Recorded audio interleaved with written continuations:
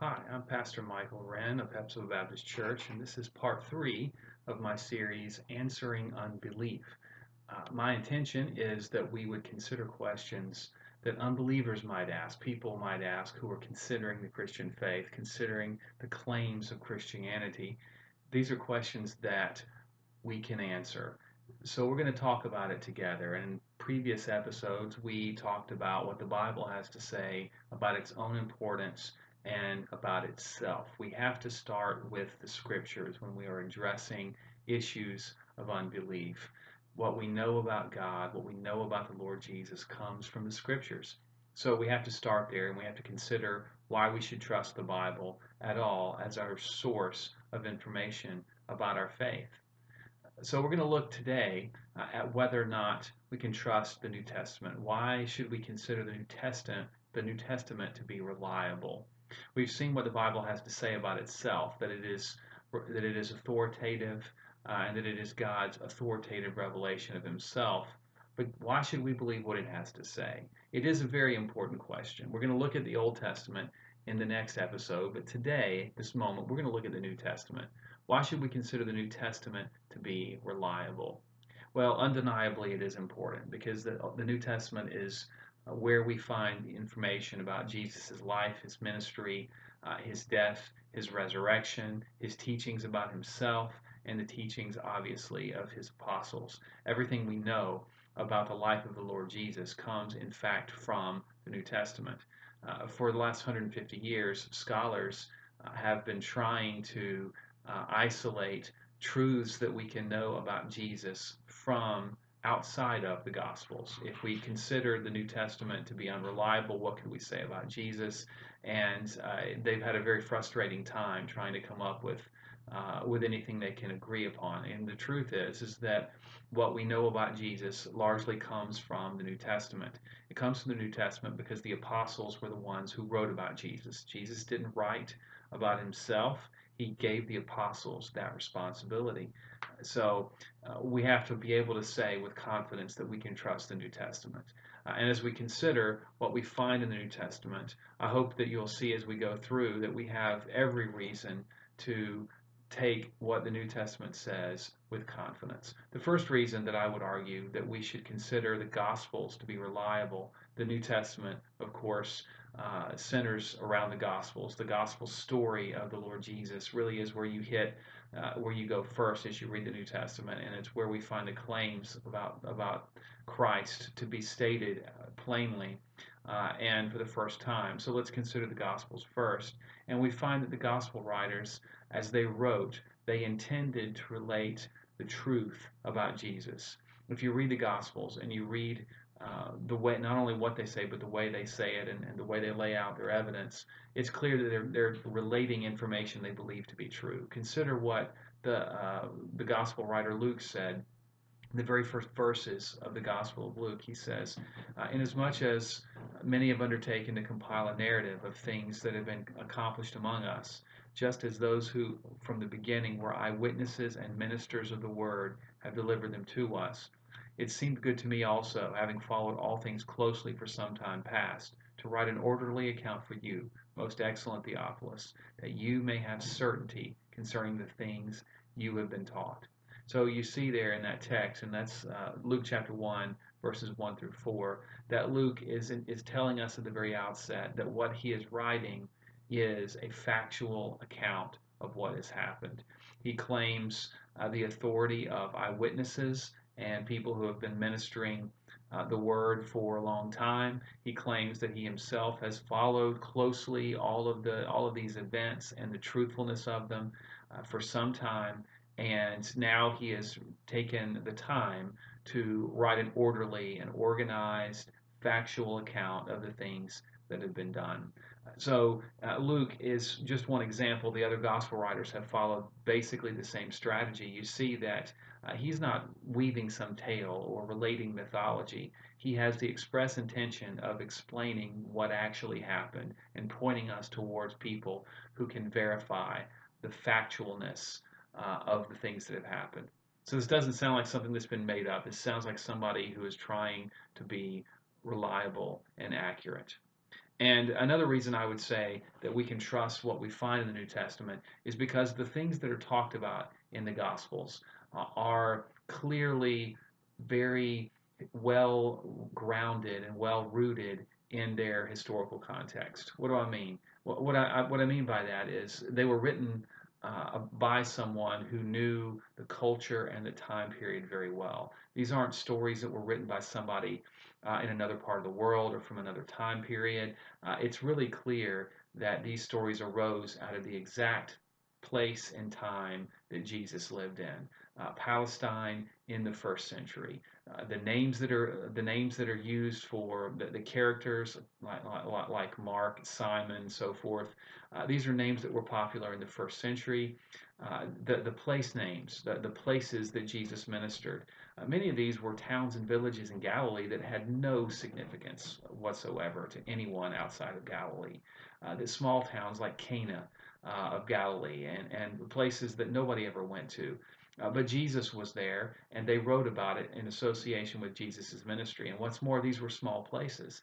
And if you wanted to verify the historical factualness of what happened in Cana of Galilee, all you would have had to have done is go to Cana yourself and ask people because it was a small town.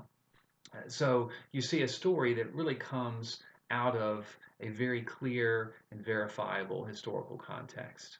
And that to me tells me that the gospel writers were intending to tell the truth. They weren't weaving a tale that was fabricated, because if they had wanted to do that, they would have had to take a lot of facts out that could easily be corroborated. But they didn't. There are a lot of facts in there, and they intended you to follow up and corroborate those facts. So we have historical accounts that are verifiable. Another thing I would say that argues for their factualness is that when these writings emerged, they could indeed have been verified. The Gospels were written, as is pretty well documented. The Gospels were written when eyewitnesses were still around. The Apostle Paul in 1 Corinthians wrote his letter to Corinth when he said, by his own admission, there were many that were still alive who had witnessed the resurrection. If they wanted to spin a tale that nobody could refute, they would have had to have written about a time far enough in the past that no one could dispute what they had said. But many people were still alive. There were still plenty of people in Palestine who had seen the miracle of feeding the 5,000, who had seen Jesus raise Lazarus from the dead, who had seen the resurrection and seen the resurrected Christ. So it was just too easy to corroborate the information. When these Gospels were written, it was clear that they were talking about something that they had experienced or that they had researched, as in Luke's case. Another reason why the New Testament is reliable, another reason why we should consider the New Testament to be reliable, is that these writings arose. They were generated by men who were connected to Jesus himself. Matthew, Mark, Luke, John. These were all men who had connections to Jesus to the extent that they knew about Jesus' life and ministry. How do we know that they wrote these letters? Well, these Gospels. Well, we have a testimony from as early as the second century. From a church leader named Papias. Papias was, by his own admission, a disciple of the Apostle John.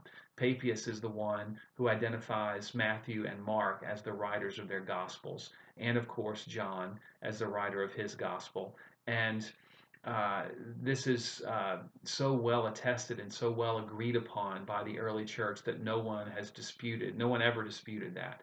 No one ever disputed the identity of Matthew as the gospel writer of Matthew, Mark, Luke, or John, which is remarkable when you consider the size of the early church, the geographic scope of it, the language differences, the cultural and ethnic differences, and all the different variations in doctrine and the heresies that emerged in various places.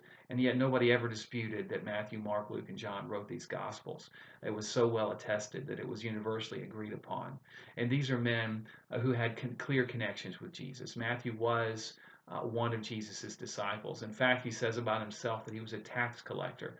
and nobody with any self-respect would have admitted that, particularly if they were trying to hide something. Matthew knew Jesus, he walked with Jesus, he witnessed the resurrection. John, of course, the beloved disciple who was also one of the 12.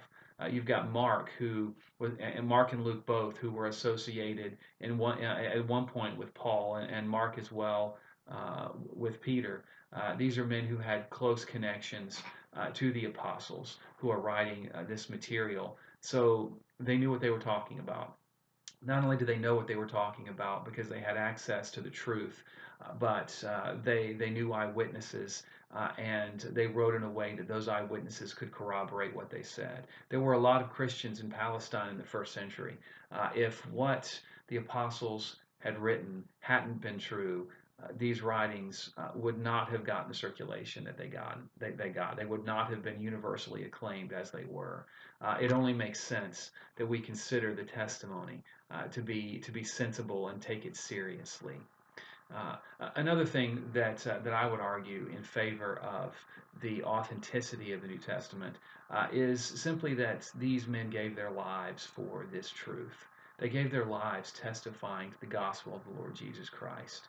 Uh, the early church always claimed that all 12 of the apostles were martyred, and had a long list of various martyr stories related to them. Some of them it's impossible to corroborate whether they happened or not, or the way that they happened. But some of them it's very clear what happened. And for instance, Peter was martyred for the sake of the gospel. We know Paul and Peter both were. They were both martyred in Rome. Their martyrdom is well attested. It's difficult to refute, if not impossible. We have evidence of not only that Peter was martyred, but of the exact place that Peter was martyred by as early as 115, which couldn't have been more than maybe 50 years after Peter's death. The church in Rome had identified the spot and put up a shrine on that spot, kind of commemorating Peter's martyrdom. Peter gave his life for the testimony of the Lord Jesus Christ. Why would he do that if he didn't believe that Jesus had risen from the dead, if the stories told in the Gospels weren't true? It lends authenticity to these accounts to know that the apostles laid down their lives for the truthfulness, not only of Jesus' teaching, but the truth that he rose from the dead. It's an astonishing teaching. They were willing to lay down their lives for it. It's certainly, in my opinion, worth taking seriously. But what about the rest of the New Testament? Is there any reason to doubt the reliability of the rest of the New Testament? Well, we have letters from Paul. There are 12 letters that are universally, commonly associated with the Apostle Paul. And some of those are so well recognized as being from Paul that there's not really any question Paul wrote them, like Romans and First and Second Corinthians, Galatians, Philippians, First and Second Thessalonians, Philemon. No one disputes that Paul wrote those letters, and of course Paul wrote other letters, and there are letters from Peter and James and so forth. But many of these letters were written, a decade and a half, 2 decades, 3 decades after the resurrection by men who were very closely associated with Jesus. That what they teach is consistent with what we find in every other book in the New Testament. There are no conflicting doctrines. There are no conflicting stories. It's all consistent, and it flows well together, and it's systematizable. So we have a very consistent collection of 27 books. But can we have confidence that what they wrote is what has come down to us? Well, that's a good question. It's important that we know that what the Bible that we hold in our hands is what the apostles wrote. So we get into, and when we come to address this question, we get into what scholars call textual criticism. And you can get lost in the weeds in textual criticism a little bit, but it's pretty straightforward.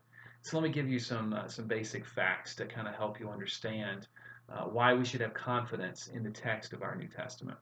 Let's take, for instance, and this analogy is very common.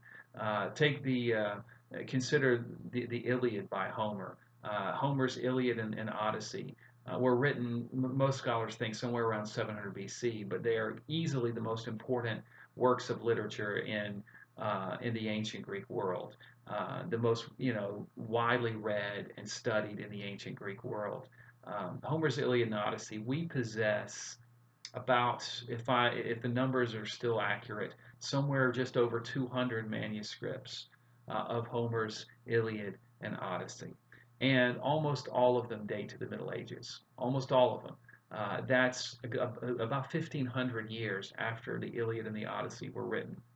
Now, there are fragments that date to earlier. We know the book was written much earlier. It's talked about much earlier, we have fragments of uh, manuscripts from much earlier. But actual manuscripts, most of them date to the Middle Ages.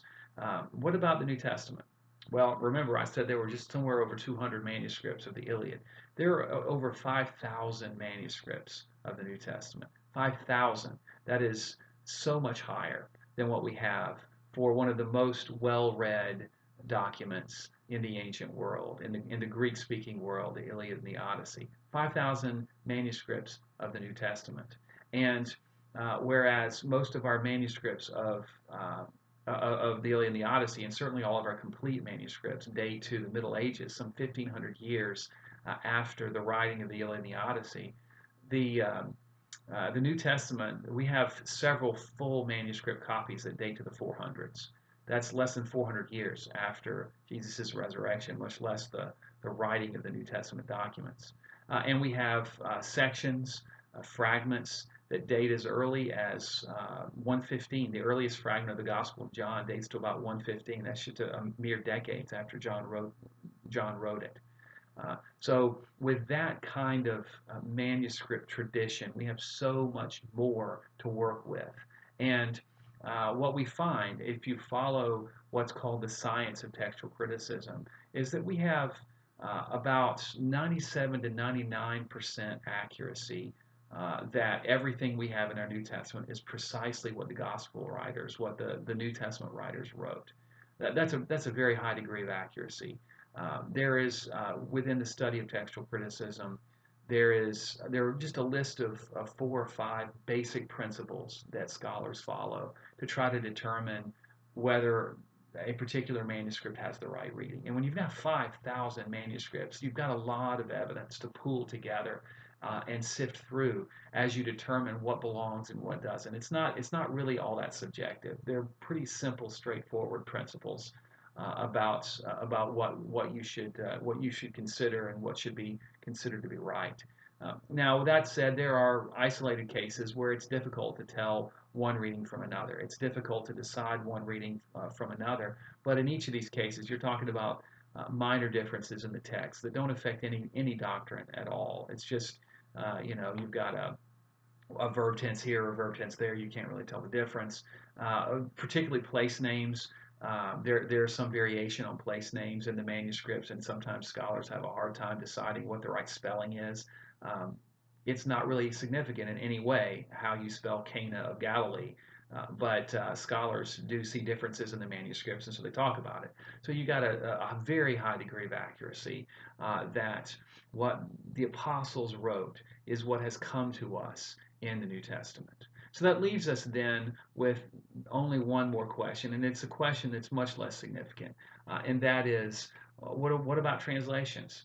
I've been talking about the original Greek, but most of you, none of you perhaps, can read Greek. So why should you have confidence in our English translations? Well, it is important to take seriously the translation you choose. Translations have different philosophies, different ways to translate the text. Some are word for word, like the King James, like the New American Standard, like the English Standard Version. Some take more of a thought for thought philosophy, like the New International Version, or perhaps the New Living Translation, where instead of translating individual words, it translates maybe a clause or something like that to try to smooth out some of the weird idiosyncrasies of the original language. And so, you have to decide whether you want a word for word or a thought for thought. But They're all based on the same Greek and Hebrew manuscripts. They're all based on the same Greek and Hebrew text, and they just kind of follow different philosophies. We have confidence that that text is accurate, and finding the right translation is really just a matter of deciding what translation philosophy meets your goals. If you're doing a word study in the Bible, in the New Testament, the Old Testament, you really need one of those word for word translations to do a good word study. But if you want to read for speed, if you want to read something that flows well and that sounds like modern language, you might want to try one of those thought for thought translations. But none of that has really anything to do with confidence in the accuracy of the text. If you really want to get down to the nuts and bolts of it, pick several translations and kind of work through several of them at one time. Find you a good commentary, and find somebody who has access to the original languages and can comment on that, and you can get to the core of it really quickly. The tools are all there. There's no reason to let the language barrier become a problem for you. We have so many resources at our disposal, and they point us towards the accuracy of the New Testament. So we should have confidence in that. We should be able to stand upon that with confidence, knowing that God has been good to us to give us the scriptures in a way that we can understand, in a way that we can have confidence in. So that shouldn't be a barrier to us. Next time, we're going to talk about the Old Testament, the reliability of the Old Testament. We're going to consider that and hopefully come to the same conclusion. Hope you'll join us next time. Thank you so much.